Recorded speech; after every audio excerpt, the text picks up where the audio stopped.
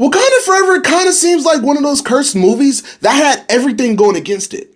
Not only did the death of Chadwick Boseman force them to rewrite the whole script, but with injuries to Letitia Wright on set, and with the COVID guidelines that they had to maneuver through during the time, it seemed like this film was just doomed from the start. But even with all of that, a little spoiler alert, I think they pulled it off.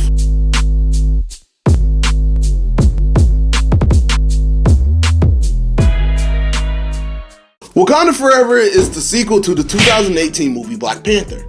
And it's made clear very early on that this movie is going to be kind of centered around the mourning or the death of King T'Challa. Not only did it feel like the characters were mourning T'Challa, but it actually felt like these actors were mourning the death of their friend Chadwick Boseman. You can't deny that Chadwick Boseman had a very electric personality, and him, along with Michael B. Jordan's Killmonger, they carried the first film. But now we find ourselves in Wakanda with neither T'Challa or Killmonger, so the weight of this movie is placed squarely on the support characters of the first movie. And mainly, from my perspectives, the weight was carried by Letitia Wright Shuri and Angela Bassett's Queen Ramunda. Even though the main character of the movie was Letitia Wright Shuri, I really just want to talk about Angela Bassett's performance in this movie first. Now look, I know that there's always some Oscar talk, especially in superhero movies like Heath Ledger's Joker, and not quite, but kind of the same when there was a campaign for Robert Downey Jr. to be at least Oscar nominated for Endgame. But I have to say, man, whenever she's on screen, you feel it. And when I say you feel it, you feel her grief, you feel her pain, you feel her sympathy. Not only for the words that's coming out of her mouth, from her facial expressions. And if anybody deserves any Oscar consideration in a superhero film, it's her. She played this part beautifully. Every time that Angela Bassett was talking or expressing herself, I just found my heart just leap into my throat. That's how choked up I was. Before I went to go see Wakanda Forever, I actually sat down and watched the first Black Panther movie. And I have to say that my heart truly goes out to Letitia Wright. Because from the first Black Panther to Wakanda Forever, her character is completely different. And you have to imagine that when she signed on to play Shuri, she was just gonna play the goofy younger sister of T'Challa, but with the unfortunate, untimely death of Chadwick Boseman, she's thrust into the forefront, the main character of this movie. So in a lot of parts in this movie, we have to feel connected to Shuri just as much as we felt connected to T'Challa. And with her following in the steps of Chadwick Boseman, who was very, very much beloved, that's no easy thing. But I think she nailed it. Now, before I go talking about the rest of the characters, especially Namor, and how I felt about the overall movie, I just want to address the Recast T'Challa movement. Because a lot of people are saying that Disney and Marvel dropped the ball when they didn't recast him for this film. Now, I want to preface what I say by saying this. I do understand how much the Black Panther meant to a lot of people, especially young ones.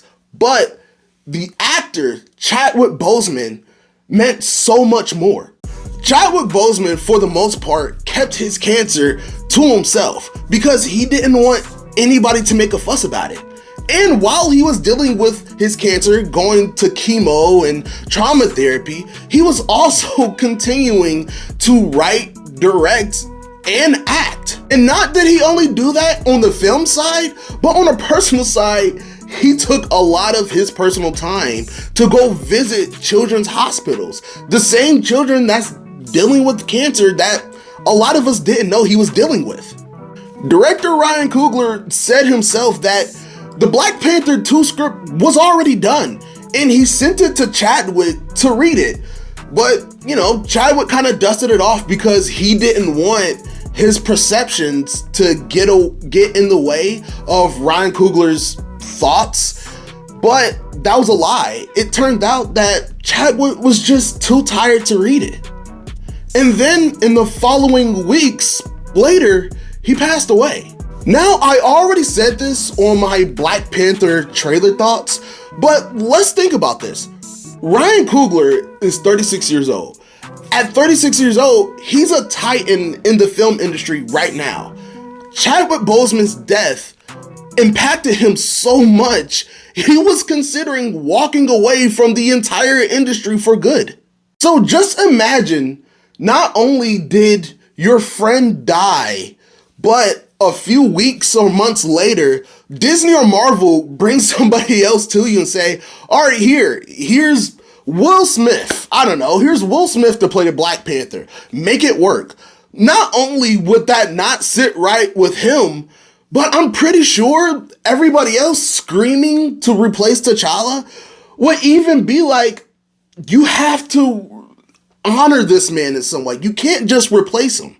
Because it's not that we fell in love with the character T'Challa. No, we fell in love with Chadwick Boseman. He just played such an iconic character. And I do have to keep reminding people, we are in the multiversal saga. There are chances that we're gonna see a different variant of T'Challa. But unfortunately, our T'Challa passed away from a real world illness. So I'm sure we're gonna get those stories of the Black Panther that we all crave. But I gotta take my hat off and give kudos to Disney and Marvel for allowing Ryan Coogler and his whole team to rewrite the script, to not only move the story along, but to also honor his friend and such a lovely human being. What I can say about Black Panther 1, and especially Wakanda Forever, they really do their villains very, very well. The introduction of Namor and the Talokanians.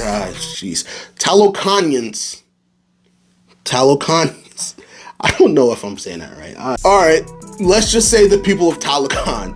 But the introduction of Namor and the people of Talokan was terrifying.